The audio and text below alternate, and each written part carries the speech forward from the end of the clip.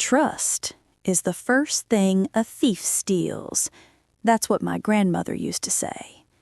But I didn't understand it, not until the day my entire world came crashing down inside the very church I had served for 42 years.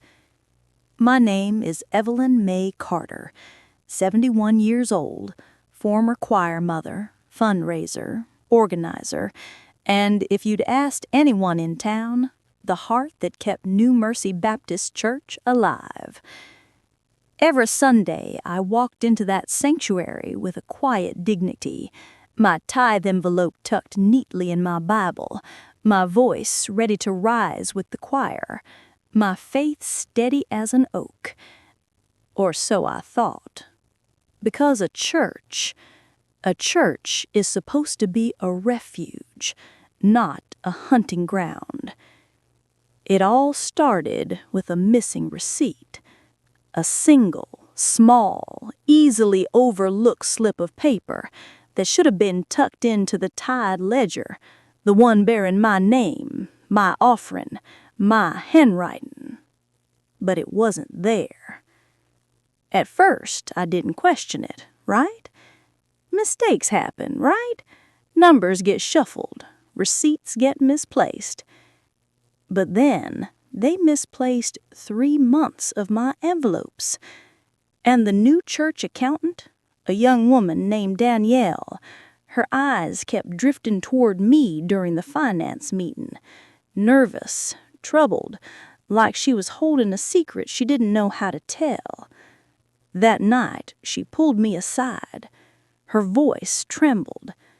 "Mother Evelyn, something ain't right with the books." Her next words felt like a hand tightening around my chest. "Someone's been filing tithes under your name that you never gave." I didn't understand. Why would anyone do that? Why use my name, a name trusted in every church pew, in every community drive, in every choir rehearsal? Danielle continued, voice barely higher than a whisper. "And the money, it's not going into the church account." That was the moment. The walls of New Mercy felt like they were closing in. The pastor, Pastor Lionel Green, a man I had prayed for, defended, and followed faithfully since he first arrived, was standing across the sanctuary, smiling, shaking hands, blessing children.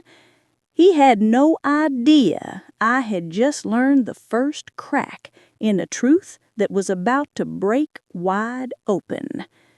The betrayal hadn't revealed itself fully yet, but its shadow had already reached me, and the storm it would bring would tear this church apart. For more real stories of pain, truth, and redemption, subscribe now and hit the bell icon. Your support keeps these voices alive. The next morning, the church felt different. Not holy, not peaceful, but watched. I walked into the sanctuary like I had every Sunday for decades, but instead of greetings and warm smiles, I felt whispers brushing against my back like cold fingers. Danielle had told me the truth, or at least the beginning of it, but she hadn't told anyone else, not the deacons, not the trustees, and certainly not the pastor. Not yet. She had promised me one thing. "Let me gather proof, Mother Evelyn. Hard proof. The kind nobody can bury." So I kept quiet, and I waited. But Pastor Green, he kept watching me. Every time I turned, I caught his eyes following. Not warm, not pastoral, but sharp, calculating, like a man trying to figure out just how much I knew. Later that week, Danielle invited me to the church office after hours. The blinds were drawn, the air was thick. Her hands trembled over a stack of folders. "Danielle, there's over $37,000 missing." My breath caught. Money taken under my name. Money the church believed I donated. Money that was routed to a secondary account labeled only as LG Outreach. Lionel Green, the pastor. Danielle swallowed hard. "He's using you, your reputation, your good name." That night, we made a plan. She would keep searching the books, I would keep playing the loyal choir mother, and together, we would uncover the truth piece by dangerous piece. But Pastor Green moved faster than we expected. The next Sunday, he stood before the church, voice booming, robe flowing, a smile too bright to be holy. And he said something that drained the blood from my veins. "I want to take a moment to honor our faithful mother Evelyn for her extraordinary donations this season." Applause erupted. People stood, hands clapped, voices cheered. For money I never gave, for generosity I never offered, for a lie.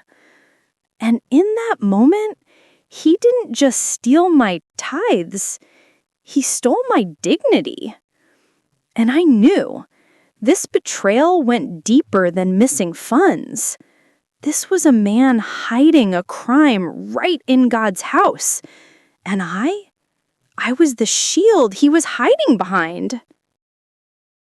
After Pastor Green's public tribute, the church treated me like a saint, the woman who kept the lights on, the programs running, the youth choir in uniforms.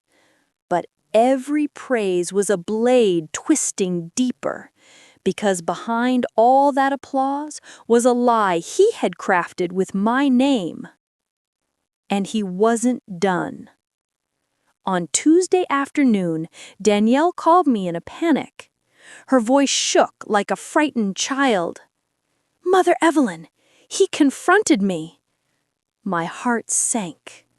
She continued, breathless, "Why have you been staying late?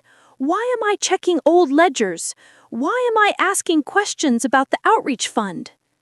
I closed my eyes. He knew. Somehow he knew someone was digging. That evening we met again in the office, this time with the lights off, the only glow coming from Danielle's laptop screen and the soft hum of the ceiling fan. She pulled up a file, rows of numbers, dates, deposits, and then a drop. A huge one. "Mother Evelyn," she whispered, "he made a $10,000 withdrawal last Friday." My stomach twisted. He was emptying the fake outreach account, preparing to run or destroy evidence. Then Danielle hesitated, like she was afraid to say the next words. "He accessed the employee logins too." I frowned. "What does that mean?" Danielle swallowed hard. "He tried to change my password, and Mother Evelyn, he tried to delete your membership file." A chill ran through me. To erase my file was to erase my history, my service, my donations, my attendance, my identity inside the church walls. If he erased me, then every accusation against him would look like bitterness from a forgettable old woman with no record. Pastor Green wasn't just stealing.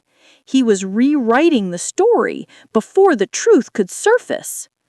Danielle leaned back, exhausted, whispering a sentence that broke my heart. "He wants to silence us, Mother Evelyn, both of us." I took her hand, my voice steady, strong, a strength I didn't know I still had. "If then we won't whisper anymore, we'll bring this into the light." But the devil moves fast when his secrets are threatened. The next morning, before sunrise, I received a text from Danielle. Only 3 words. He fired me. And suddenly, the girl who tried to help me now had a target on her back, a target painted by a man wearing God's robe. The war for truth had officially begun. For more real stories of pain, truth, and redemption, subscribe now and hit the bell icon. Your support keeps these voices alive.